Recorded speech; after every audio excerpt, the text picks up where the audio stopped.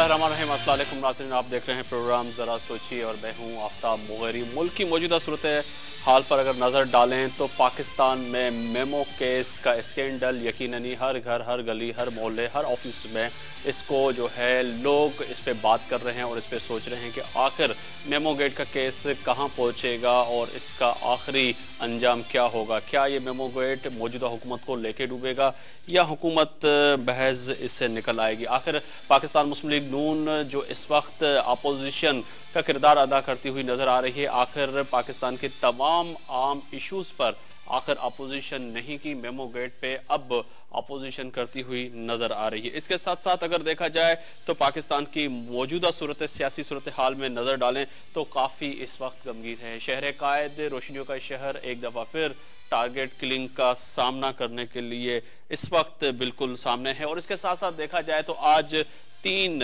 वकला को जो है टारगेट किलिंग का निशाना बनाया गया और उसके बाद एक अभी भी वकील जो है जख्मी भी है। इसके साथ साथ पाकिस्तान में अब जो है सियासी मंजर जो है चेंज होता हुआ नजर आ रहा है। अब तमाम जमातें जलसे, जुलूस और एहतजाज और रैलियों की शक्ल अख्तियार करती जा रही हैं। खादिम आला पंजाब, वजीर आला पंजाब शहबाज शरीफ साहब की अगर बात करें तो उसके पास कई वजारतें हैं और उसके बावजूद अब भी देखे जाए तो पंजाब के अंदर सेहत की सूरत हाल जो है वो भी दुरुस्त नहीं है। सेहत की बात यकीनन नहीं, वो लोग जो इस वक्त बैरून मुल्क में हमारा प्रोग्राम देख रहे हैं, पंजाब में अगर देखा जाए तो अब तक कई लोग अपनी जान गंवा बैठे हैं नकली दवाइयाँ और सेहत की सहूलियात ना होने के बाद। आज बहुत से इश्यूज हैं जिन पे मैं सोच रहा था कि बात करेंगे पाकिस्तान के मौजूदा इश्यूज पर, और जिन मेहमानों को मैंने दावत दी है उनका मैं तारुफ कराता चलूँ। मेरे पहले मेहमान हैं ज़ैन अंसारी साहब, हैं रहनुमा हैं पाकिस्तान मुस्लिम लीग नून। बहुत शुक्रिया ज़ैन अंसारी साहब आपका कि आप स्टूडियो में तशरीफ़ लाए। मेरे दूसरे मेहमान हैं मीर मोहम्मद अमीन मैंगल साहब, मामन खुसूसी वज़ीर आला सिंध पाकिस्तान पीपल्स पार्टी के रहनुमा हैं। आपका भी बहुत शुक्रिया कि आप स्टूडियो में तशरीफ़ लाए। मेरे तीसरे मेहमान हैं मोहम्मद अली शेरवानी और रहनुमा अल पाकिस्तान मुस्लिम लीग। आपका भी बहुत शुक्रिया कि आप स्टूडियो में तशरीफ लाए। जैन साहब, वही अब एक दफा और रोशनियों का शहर टारगेट किलर का सामना, पर उसके बावजूद एक तरफ कराची में टारगेट किलिंग है, एक तरफ पंजाब में जहां पे आपकी हुकूमत है वहां पर लोग जो है मर रहे हैं और कई वजारतें अब वजीर आला पंजाब के पास है, कई वजारतें। और आज तो पाकिस्तान पीपल्स पार्टी के राजा रियाज ने तो कह दिया कि अब वजीर आला को अपनी मनसब से इस्तीफा देनी चाहिए। बिस्मिल्लाहिर्रहमानिर्रहीम। ये आपने 2 सवाल किए हैं, एक तो कराची के मुतल्लिक सवाल है, एक पंजाब के मुतल्लिक सवाल है। तो मैं पहले वजाहत करना चाहता हूँ कि पंजाब के में जो आप कह रहे हैं कि इतनी गलत दवाइयों की वजह से लोग मर रहे हैं। पंजाब पाकिस्तान का मेरे ख्याल में 60% आबादी का प्रोविंस है और इसमें कोई शक नहीं है कि मियाँ शहबाज शरीफ साहब ने अपनी कैबिनेट को तमाम महदूद रखा है। और ये जो लोग बेचारे गलत दवाओं की वजह से इससे फानी जान से चले गए, हमें उस पर सख्त अफसोस भी है, रंज भी है। और मैं उनके लवाहकीन से अपील भी करता हूँ कि अल्लाह उनको सब्र जमील अता फरमाए और जो हिलाकतें हुई हैं अल्लाह उनको जन्नतुल फिरदौस में आला मकाम अता फरमाए। असल बात यह है कि वहाँ पॉपुलेशन के लिहाज से तकरीबन, आज मैं सुन रहा था वहाँ डॉक्टर सईद इलाही का जब बात हो रही थी, उसने 28 लाख इस सिर्फ इसी हॉस्पिटल में जो लोग हैं वो उनके नाम इंदराज हैं। तकरीबन 15-20 हज़ार आदमियों की सिर्फ ये सिलसिला हुआ है और उन्होंने उस पर सख्त एक्शन भी लिया है। जो अभी जो अमवात हुई हैं, हमें तो खर्चा है कि और भी ना हो। मैं बीइंग मुस्लिम लीगर कि वो एक दवाई जो 4 दवाई कह रहे हैं, उन्होंने कहा कि एक दवाई जो रिएक्शन जिसने दिखाया है उसके हम बड़े पैमाने पर तहकीकत करवा रहे हैं। और अभी कोई दवाई रिएक्शन करती है और उसकी पहले भी उन्होंने जांच पड़ताल की है। वो दवाइयों में कोई भी नहीं है कि ये जेली है या क्या। ये दवाइयां का जो उन्होंने फार्मूला दिया है अकॉर्डिंग टू फार्मूला, वो दवाइयां चारों सही हैं। मुख्तसर उस पे आते हैं कि वजीर आला सिंध के पास से राजा रियाज और पाकिस्तान पीपल्स पार्टी का मौकफ ये है कि अगर वजीर सेहत होता तो यकीनन ही चेक एंड बैलेंस रखता।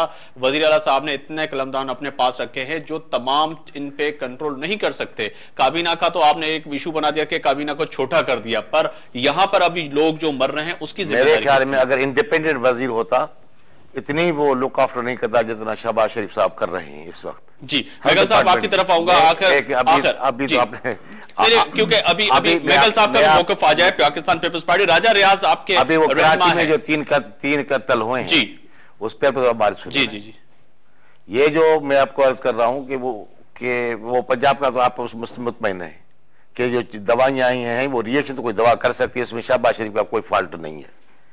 अच्छा, जो सिंध में के अंदर जो आज अफसोसनाक अलमिया हुआ कि 3 वकला शहीद हुए हैं और उसमें एक घराने के, तीनों एक घराने के हैं सही, जिसके हम सख्त अल्फाज में मजम्मत करते हैं। दूसरी बात यह है कि यहाँ लॉ एंड ऑर्डर सिचुएशन इस सूबे सिंध में, खुसूसन सूबे सिंध में तो नाम की कोई चीज नहीं है।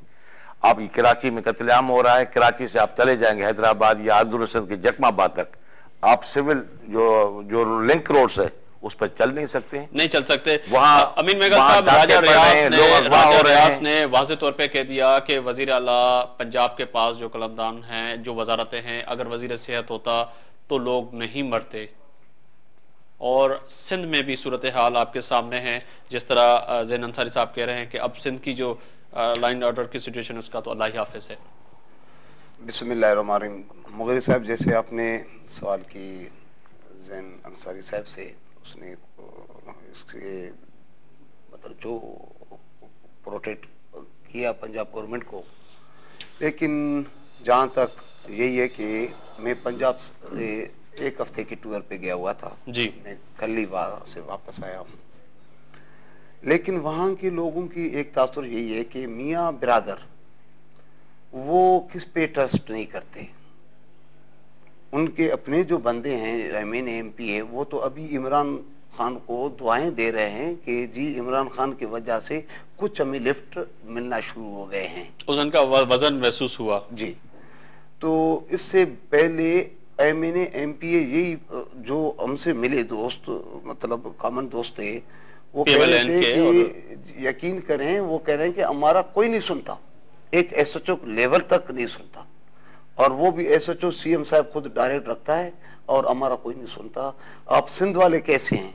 मैंने कहा यार फिर तो ये अच्छी बात है कि सिंध में कोalition पार्टियां हैं, सब पार्टियों को, और पंजाब में सिर्फ अकेला मियाँ बिरादर चला रहे हैं पूरे पंजाब को, और जो पूरे पाकिस्तान के पॉपुलेशन से मतलब ज्यादा आपने मुफाहमत की सियासत पे अमल करके तमाम लोगों को एक ही दस्तरखान पे बिठाया हुआ है सिंध में, सबको बिठा के सबके नखरे सह के, हर एक दोस्त सुबह उठ के एक नखरा करता है, फिर हम उसे राजी करते हैं किस भी तरीके से, सबको इकट्ठे करके चलाना बड़ी बात होती है। की दस्तरखान पे सबको बिठाया हुआ है, मतलब उसमें सब आप तीनों सूबे में, आप खैबर पख्तूनख्वा को ले लें, वहां भी मुफाहमत, या आप बलूचिस्तान को लें, और जिस तरीके से बलूचिस्तान के हालात खराब है, जिस तरीके से वहां गवर्नमेंट चला रही है, और उसके बाद सिंध के हालात आपके सामने हैं, और जहां जितने भी कोalition पार्टी हैं सबको लेके चलना, सबकी मुफादात का मतलब को साथ लेके चलना, ये बड़ी बात है। लेकिन रहा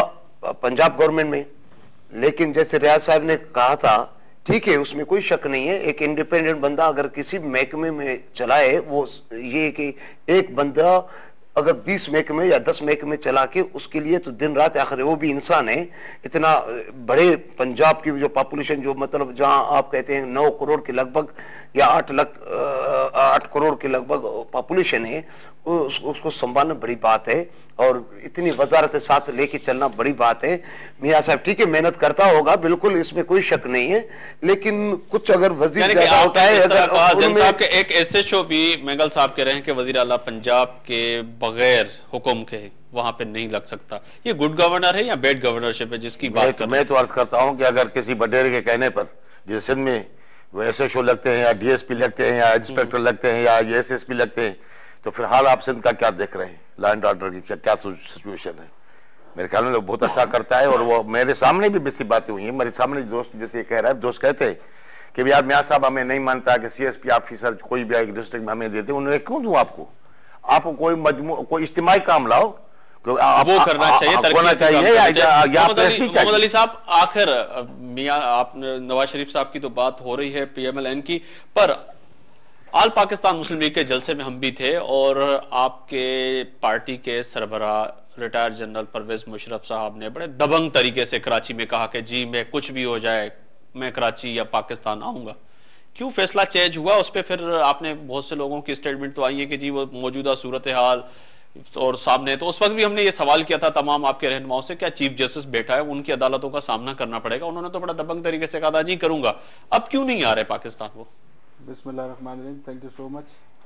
बात यह है कि 8 तारीख को जो जलसा आपने देखा माशाल्लाह से, उसमें जो PM साहब ने अनाउंस की है डेट, उस डेट पे वो बिल्कुल आने के लिए तैयार है। लेकिन चूंकि PM साहब ये कहते हैं परवेज मुशर्रफ साहब वो बिल्कुल आने के लिए तैयार हैं 200%, इसमें कोई शक नहीं है। जो उन्होंने कहा है वो इंशाल्लाह करेंगे बिल्कुल। लेकिन अभी जो मौजूदा सूरत हाल है वो आपके सामने है। महमूद स्कैंडल बना हुआ है, पीपल्स पार्टी 4 साल से कुछ कर नहीं रही। अभी लेट्स सी कि अगर आ भी जाते हैं तो पूरी इनकी पीपल्स पार्टी के जितने, क्योंकि इन्होंने 4 साल से तो कुछ किया ही नहीं। नवाज शरीफ को आप देख लें, PMLN ने, उन्होंने भी कुछ नहीं किया, वो अपोजिशन, फ्रेंडली अपोजिशन पे लगे हुए। तो हम लोगों ने जितने भी हैं, हम लोग पार्टी के मेंबरान हैं, CCC की कमेटी के जो मेंबर्स हैं, उन सब ने मुतफक्का तौर पे रिक्वेस्ट की है PM साहब को कि कबल इस वक्त के आप अभी APML के प्लेटफॉर्म से ये अनाउंस करें कि फिल वक्त अभी ना आए, हालात थोड़े जरा नॉर्मल हालत में आ जाएं। क्या हालात तो दुरुस्त हैं पाकिस्तान के? हालात को क्या है? सियासी ये तो सूरत हाल है, सियासी मेमो गेट का स्कैंडल है, तो पाकिस्तान पीपल्स पार्टी कोर्टों को फेस कर रही है, वो वहां जा रही है। अगर अपोजिशन तो अपोजिशन कर रही है, फिर आप लोगों को डर किस चीज का है? इन लोगों को डर इस चीज का, हमको किसी चीज का डर नहीं है। डर असल में पीपल्स पार्टी को भी है, नवाज शरीफ को भी है। वजह यह है कि देखें, एक सूरत हाल ये है कि माजी में, अगर आप थोड़ा सा मैं जाऊंगा डिटेल, आप अगर उसको सामने रखते हैं माजी को, तो उसमें सूरत हाल यही आती है कि इनको भी टाइम पूरा नहीं मिला पीपल्स पार्टी को गवर्नमेंट पूरा अपना टर्म पूरा कन्वर्ट करने के लिए, कंप्लीट करने के लिए। नवाज शरीफ को भी नहीं मिला। अभी सूरत हाल ये है कि पूरे 5 साल कंप्लीट इनके हो रहे हैं, तो कम से कम कोई गुंजाइश होनी नहीं चाहिए इनको, शिकायत का कोई मौका नहीं मिलना चाहिए इनको। क्योंकि देखें, अभी हम भी देख रहे हैं कि 4 साल से जनरल साहब के आने से PM साहब को गॉड ऑफ ऑनर दोनों की नहीं जाएगी ना। नहीं, अभी इसमें देखें ना कि अगर आ जाते तो रब्बानी ने भी आपके सेनेट में जो है, इनके अनाउंस होते ही एक जो है वो गर्मा गर्मी शुरू हो गई। ये आपके सामने ही है कि पूरी गर्मा गर्मी हो गई सेनेट में। क्या नाम है उसका, नॉर्मली हालात में सबको जो है वो इज्तिमाई तौर पे सब जो है वो करारदार भी मंजूर कर रहे हैं सेनेट में। तो सब चीजें अभी ये शुरुआत इन्होंने करना शुरू कर दी है। इससे पहले कहां थे ये लोग? तो सो नहीं रहे थे, बल्कि ये लोग खराटे मार रहे थे। तो अब जब जैसी PM साहब ने अनाउंसमेंट की है कि हम 8 तारीख को जलसे में, कराची के जलसे में उन्होंने अनाउंसमेंट की थी 27 से 30 तारीख को जनवरी की 2012 में, वो इंशाल्लाह वतन वापसी आएंगे। तो उसके बाद तो ये लोग एक्टिव हुए। जी जैन साहब, एक तो है, अगर जनरल साहब क्या इस बात से तो नहीं बैक हो गए कि जो आप लोगों ने, दोनों पार्टियों ने, तमाम ने एक कौमी असेंबली में कहा कि एक बिल मूव हो और उससे जो है जनरल साहब से एहतसाब किया जाए और कोर्टों का सामना करना चाहिए, जिन्होंने आइन तोड़ा, जिन्होंने मुल्क में इमरजेंसी लगाई, जिन्होंने लाल मस्जिद जैसे ऑपरेशन किए, जिन्होंने अकबर जैसे बुगटी साहब को जो है शहीद करवा दिया, जिन्होंने मोहतरमा बेनजीर भुट्टो जैसी लीडर का जो है इस मुल्क में वो भी शहीद हो गई। तो क्या इन चीजों से तो बैक नहीं हो गए वापस? मैं अर्ज करूं कि पीपल्स पार्टी और मुस्लिम लीग नून जो है वो सियासी पार्टियां हैं। वो एक तो वो भी सियासी पार्टी बन गई। नहीं, कौन कह रहा है सियासी पार्टी है? एक डिक्टेटर की पार्टी है। फिर मुझे बात करने दी मुगेरी साहब, बात करने। ये तो मैंने आपसे सवाल रखा कि सियासी पार्टी बात करते हैं तो हो जाते हैं बदनाम, वो कत्ल करें तो कोई चर्चा नहीं होता। पीपल्स पार्टी और मुस्लिम लीग नून एक सियासी पार्टियां हैं। हम एक दूसरे पर तनकीद करते हैं, एक दूसरे पर तनकीद बराए तामीर करते हैं। एक डिक्टेटर की पार्टी जो सारी जिंदगी, जो इसने 10 साल पाकिस्तान के अंदर जो खेल रचाया था, जुल्म का, अंधेरे का, वो गुंडागर्दी का, मिसाल के मैं आपसे